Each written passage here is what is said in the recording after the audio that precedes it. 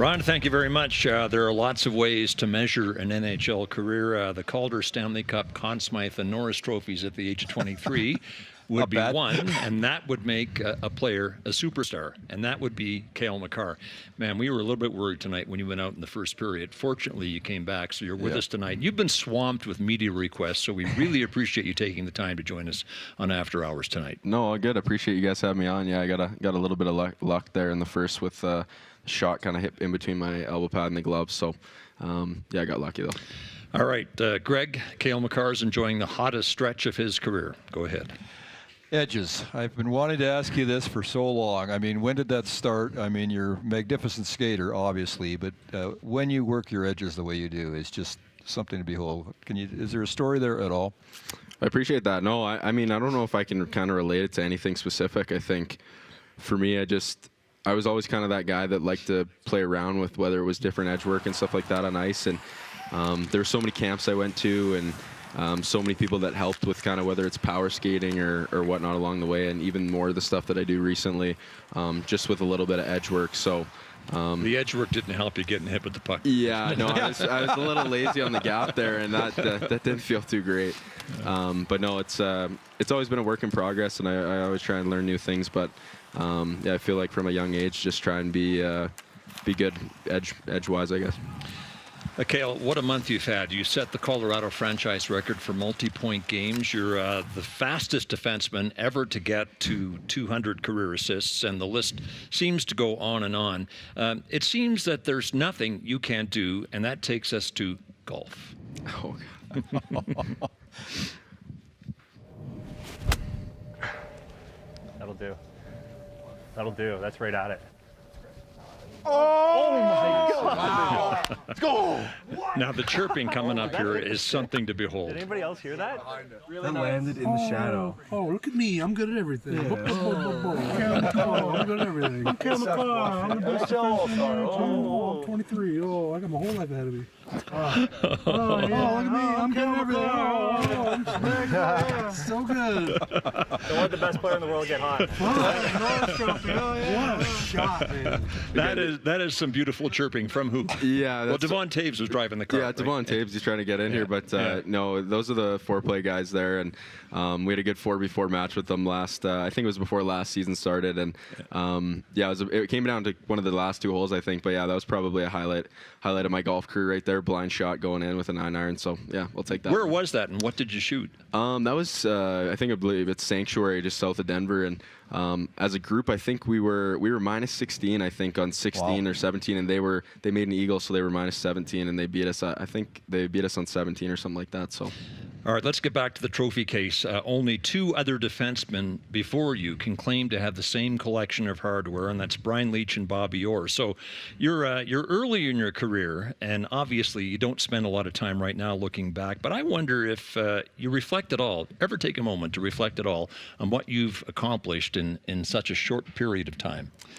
I mean, myself, not really at the moment. I think I haven't really looked back too much, and I try not to look forward. I think just try and stay in the moment. And I mean, I have so many family members, especially my parents. Anything that happens, it's just they're always congratulating me, and I just kind of brush it off. And my dad kind of always gives me the one day you'll look back and you'll remember this. So for me right now, it's just trying to stay in the moment, and I try not to get caught up in all that individual stuff. Question from Cam: where does he keep his plethora of trophies? Do you have a trophy room? no trophy room. Where are they? No, it's hopefully get a couple more big team ones to add, and then we'll actually make a trophy room. Okay.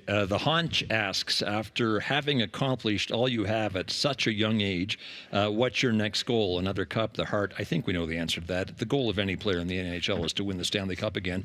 But I will ask you this: Olympic participation. Do you think about that? For sure. I mean, I obviously haven't had really the opportunity to do that yet. With, I guess, when the NHL is committed to that. So looking down the line, I think a lot of guys are pretty excited to. I think it's in Italy in 26. So hopefully we can be a part of that, because that would be super special, and hopefully I can be a part of that as well, because anytime you get to represent your country, it's pretty amazing. This is your second appearance on After Hours. Do you remember anything from the first time we had you on the program in November of 19? He's bad. No, I don't know. You're bad. Was it in Vancouver? It was in Vancouver. Okay, there you go. So I remember that part. I don't know if I remember anything else, but what was your first full month of your first full season in the NHL en route to winning the Calder Trophy? But here is a nugget from that program. It was dug up for us by your father, Gary. Oh no. When I'm older, I want to be an engineer because it involves creativity, drawing, science, and math. I like all of these things, but mostly I like science and being creative. In order to prepare myself to be an engineer, I will have to get good grades in school work, because engineers are really smart and know a lot. Who wrote that? Oh, that's probably me or one of the help from my parents as so a you kid. weren't sure who wrote it, yeah, and I remember there's the money shot. 10-year-old Кейl Makar. That's some good hair right there. That's Keil's really ready amazing for photo life, day. and, Well, we got the creativity part right. Yeah, I mean, I see a little bit of that on the ice. I don't know what the engineer part was. I mean, maybe a little bit. Anytime we do car rides, I was always drawing, which doesn't really make sense because I'm not a great drawer at all. So, yeah. Well, the subject was Keil's amazing life at the age of 10, and the NHL is lucky that you did not choose engineering. You were at UMass for 2 years, and I think you were majoring in sports management. You pledged to finish your degree, which I think is a good idea, so you'll have something to fall back on if this hockey thing doesn't work out. But have you made any progress on your education and your degree? I haven't yet. I mean, it's definitely on the to-do list for sure. I want to finish my degree, and anybody that asks me, I mean, if you'd ask me now, obviously I'm removed so many years, and I could kind of still just say that I want to get it done. But I think for me, it's also just that accomplishment. I mean, you hear it from guys in the room sometimes. O'Connor graduating from DU, so to kind of have that in the back pocket would be a little bit nice. So whether it's now or in 5 years, but I definitely want to do that. I think it's a pretty cool program they got there at UMass. And on that note, then, I mean, going back to the decision, junior versus college, and obviously academics was important to you, I would think, just based on your answer. Yeah, I mean, for sure. I think when all the, options came down to it, I think for me, I mean, hockey-wise, just being a smaller guy at the time and getting those extra years of development in college, and then also you get the education aspect of it as well. And I think for my family and my dad, that was kind of a important thing. Even if hockey didn't work out, you always had that to kind of fall back on. So I learned so many life lessons at college, and I definitely, looking back on it, I wouldn't have gone any other way, that's for sure. To play at your level, obviously you have to have endurance, and you do. I mean, you played 28 minutes last night. You've been playing on average, I think, about 25 minutes a game. So that's a long way away from where you were as an 18-year-old freshman at UMass. Is it true that back then you would run out of gas in the second of back-to-back games? I don't know about that. I don't know, maybe a little bit, but I mean, going from our junior team to our college team, it was definitely different. In junior, we'd have almost like 2-hour practices. They'd be slower, more systematic, and it'd be a lot more teaching moments. Whereas you go to college, it's a very hard 45-minute practice. So I think that first year was a pretty big adjustment in terms of just not only the cardio, but then also making sure that you're ready every single night on the weekends to play. So there was definitely an adjustment period there. I don't know if I'd say I was always slow in the second half of the back-to-back, but yeah. So Well, you've got endurance was that now. you that wrote that, Scott? Pardon me? Did you write that? No, I read it somewhere. That's not the kind of claim I would make without reading it.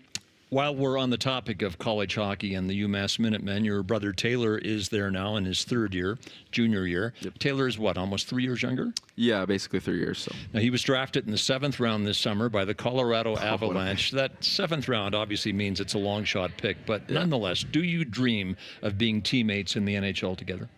Yeah, I mean, it's interesting. I don't think neither of us really thought about that. Obviously, we're 3 years apart, so we never really crossed over in hockey. And now that it's kind of at that point, he's kind of got his eyes on it, and it'd be so amazing to have that happen. And I mean, he's starting to play his game this year, and it's fun to watch growing into his size and his ability. So for him, it's just kind of about the process. There's no reason to rush it.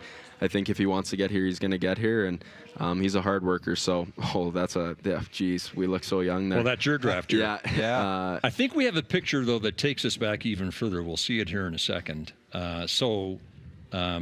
from there, well, it's coming. There it is. Oh, yeah. Oh, wow. So That's an old from one. that to your draft year in Colorado, that's something, or by Colorado. It'd be a pretty cool moment for sure if we got to share the ice together. That'd be definitely pretty special. So your father, Gary, says, while you're skilled, Taylor is more of a mean mugger. Is that fair? Yeah, it is for sure. I mean, growing up, we'd always have fights, whether it was like hockey fights, mace-sticks, living room fights, boxing fights, and I'd always usually get the best of him. He won't like that I'm saying that, but then I'd say we're done, and then he'd throw a cheap shot at the end usually and get me pretty good. So What about now? yeah, now he might have the edge on me a little bit. He's Yeah. 6'3" now, so it's like I don't know.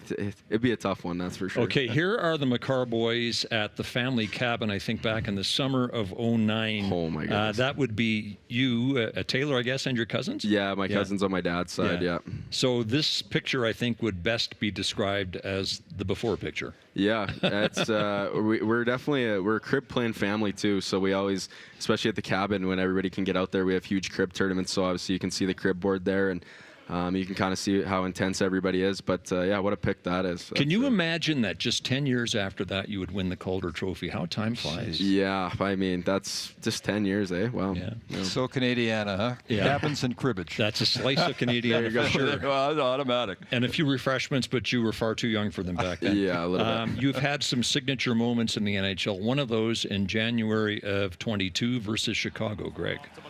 Yeah, and again, edges. I mean, I don't know what to say about this move. I got to be honest. Well, I mean, the turn back I and didn't you at left the Kirby time. Dach going the I other didn't. way. Change Yeah. of pace too is the other side of this piece that I watched a million times. And there, your acceleration. Yeah. Any special memory on that? Yeah, I mean it was a cool win. I think that goal, just overall, I mean I felt like he was cheating a little bit, and I was kind of getting squeezed on the board. So even if he cut me off, I probably would have just thrown the puck low, so we didn't at least turn it over going the other way. And I felt like he was kind of cheating a little bit, so just tried to basically turn it to the net. And I saw Nate backdoor, so I was kind of hoping there was going to be a pass option. I didn't think that was going to actually play out the way it did, but it worked out. So that goal is about two things. First of all, good hands to finish the play and beat Marc-Andre Fleury, and then your superior skating, as Greg has mentioned, your edge work. So Coach Rex asks, you're one of the best skating defensemen ever to play the game. To what do you attribute being such a tremendous skater? Oh, that's a good question. I mean, we kind of touched on that at the beginning a little bit. Greg already asked you the question. We wanted to get Coach Rex's question. Yeah, no, I think. Way to go, Coach. Yeah, I think a lot of repetition. I think for me, especially, I always loved playing forward at a young age. Anytime somebody was injured or we didn't have enough guys, I'd always try and volunteer to hop up. Just anytime I could try and skate forward. So, I mean, and then the back end, I started loving it, and then you figure out how to skate backwards, and it was just so much fun. So. Hey, there's Cohen Snow. Oh, here we go. Yeah, you gotta hop in here. Hop in here. What's going on, Cohen, buddy? you were magnificent tonight, Yes. reading the opening lineup. That was Willa. unbelievable. Yeah. Yeah. And you're wearing this. Yeah, Who gave you you that got a nice sweater? sweater. Yeah. They came in Flames jerseys, but somebody must have convinced them to put the Avs jerseys on, so it looks awesome. Yeah. We love Says it. to Cohen, I think it says work hard, have fun. Work hard, have fun. There you go. Кейl Makar. That's something to treasure. Although you'll understand that Cohen's allegiance is to the Calgary Flames. That's right? okay. We'll switch it one of these days. Yeah. There you go. All right. Thanks for making an appearance, Cohen. Appreciate it. Yeah. Good to see See you you. later. All right, so skating, that gets us to how to skate like Кейl Makar. When you skate the way you do, YouTube videos will show up on how to skate like you. Yeah. And here is a segment of one. Today we're gonna work Кейl Makar's skating move. Okay, let's go. This is very hard to move. Кейl Makar does power play. I think it's impossible to any other players this move, but we can try our own versions. So he does it like here, and you get the pucks opening. So he So tries he's gonna to do it open now. it Here we go. first, and then he tried inside the push, and then he does a shot. I think he pushed out to the left foot. This is very hard. So let's try our own version. So It's smooth, we're gonna yeah, open yeah. feet first. So Out, so we're gonna open go the hips, inside push. That's Yeah. Steve Bach of BK Hockey, by the way. Did he nail it there? Yeah, I mean that's pretty amazing. I think like a lot of the stuff, especially I feel like on younger teams when I was growing up, we'd start practices with power skating, and whether it was starting with like the 10 and 2s or just doing like kind of down and backs 10 and 2s to open up the hips. So I don't know if that kind of comes from that or that creativity, but yeah. Anyone who's ever played the game can only dream of being able to skate the way you do. There's another player in the NHL who probably does, and that's Quinn Hughes of the Vancouver Canucks. So PG-13 asks, have you heard about some guy called Quinn Hughes? And what's your take on him possibly competing with you for the Norris? Yeah, I mean, he's an incredible player. Obviously, we played him the other night, and the one thing about his game that strikes me is just how smooth he is. He's such a smooth skater, and anytime you feel like you kind of got him, he's always going to get back. So it's fun to watch, and he's doing so much for the Canucks right now. So I don't look at it too much as an individual battle going on there, but he's a huge role for their team, and it's obviously a credit to how well they're doing right now. Sportsmanship, it's a lovely thought until you're out there trying to do whatever it takes to win the game. So who in the NHL, Greg, do you think would ever wave off a penalty and decline the opportunity to have his team go on the power play? I'm beside myself.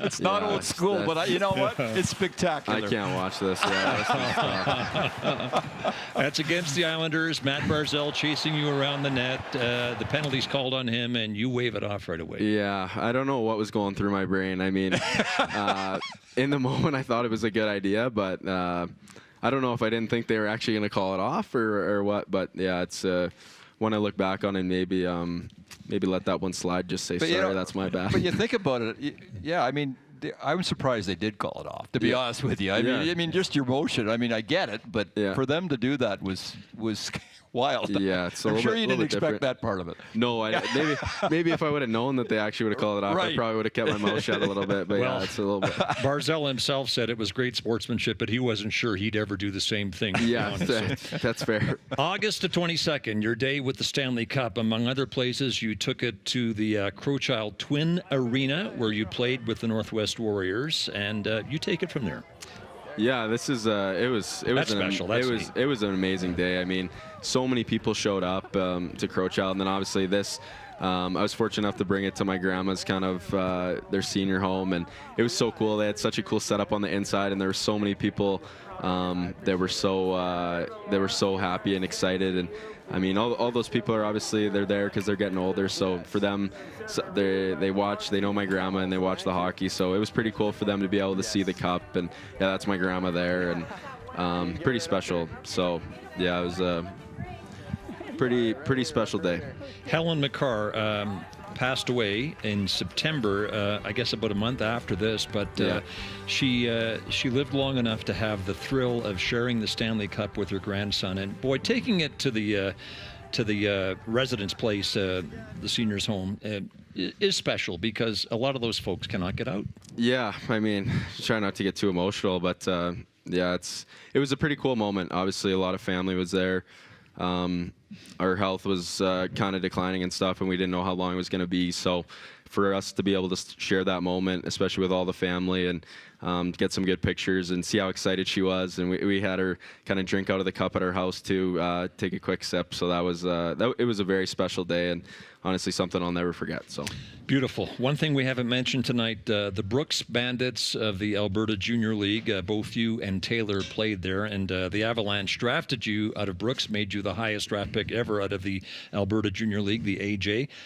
Last we checked, Brooks was in first place with a sizzling 23-3 record. I think they played Bonneville tonight. Do you keep track of the Bandits? Yeah, I still do. I mean, I haven't talked to the coaches in a little bit, or Papuano there, but I mean, the program that they created and the guys that they're able to bring in, they know the culture. And I mean, to move on to the next level, I feel like there's so many little habits that you learn with that team, regardless of how good the team is. And the amount of things that I learned there were absolutely incredible, and just I think play so many roles in the little habits of the game nowadays that when I created my game there, that's for sure. Well, here's a question then from Mike. In the 16-17 AJHL season, you and your Brooks team ran over the competition. You dominated with 75 points that year. After that season, did you believe you were NHL bound even before being taken 4th overall by the Avs? I mean, yes and no. It's a tough question. I think throughout the year we're doing so many like interviews with different teams and stuff like that, but just individually, whether it's before or after games, and it never really occurred to me what I was kind of getting into. It was just I was just playing hockey for Brooks, and I think at the time that was kind of the best case scenario, just not looking too far ahead and kind of stressing about what the future might hold. So for me, Brooks did such a good job of just keeping me in that moment, and credit a lot of the guys on the team there, because we obviously, like you see there, we had an amazing team. So all right, here's a video question from someone you may know. Hey, Кейl, I hope you're enjoying your time on After Hours with Scott. I did. Please explain to him, though, how college hockey, you played 2 years, how it helped prepare you for the NHL, the practice schedule 5 days a week and all the time in the gym, and how you're ready to come out and you were physically mature for when you got into the NHL. Ryan Whitney from Spitting Chicklets said this week that he thinks if college hockey teams played major junior now, that they would absolutely whoop them. And that's a little bit different from my time. But now, because of the development, college hockey is at the high. So please explain that to him. Okay, before you answer that question, Kevin Bieksa made 6 appearances in After Hours, and look at him now. He's a big-time network commentator on Hockey Night in Canada, so remember that as you make your second appearance. Okay, answer the question. Yeah, I mean, so it's, yeah. College was, I learned so many things there with UMass. I think, again, I'd go back to so many little habits and just the day in, day out routine of not only you're practicing and playing games, but you're also going to school. And so it's the responsibility that takes to, whether it's stay on top of grades or stay on top of eating well or being on time for everything. So I think I learned a lot in that respect of the game. And then to touch to his point too in college getting better and what Whitney said, I think my time at UMass, you kind of notice the transition. Obviously, more Canadian kids are starting to think about both paths now, and for me, that's all you can do. I don't think there's a right or wrong way, and all you got to do is kind of educate yourself on the decision that you're making. I think there's a lot of pros and cons to both, but for me, I definitely love the college route. Okay, hopefully we've got time to get a couple more questions in here from the fans. This is from Pritash. I heard Кейl is an avid reader. What does he read to match his skills to his smarts on the ice?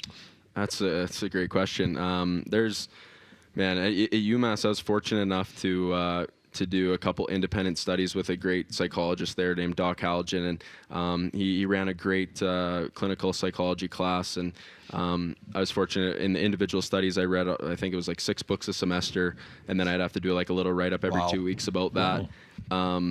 And it was just, I mean, it was nice. It wasn't like I didn't have to go to class or anything. It was very on your own time and responsible. And for myself, I think books right now, the one I'm kind of reading is Do Hard Things. I don't know why the author's name skips my mind right now. But yeah, anything you can kind of do. It's not always about just improving yourself. You obviously want to have fun reading too, but yeah. Hey, with all that reading, you could have been an engineer. I mean, yeah, I'm giving myself way too much credit because I don't read as much. I don't read much at all anymore. It's like, so you guys are making me seem way smarter than I actually am. That's the goal of this show. You're not bad. I got to tell you, you're pretty impressive. Кейl, thanks for being on the program. Yeah, thank you very much. There's Кейl Makar, one of the faces of the NHL, is helping to ensure that the caliber of play in the NHL remains as high as possible. Back to conclude proceedings at Ball Arena in Denver in a moment.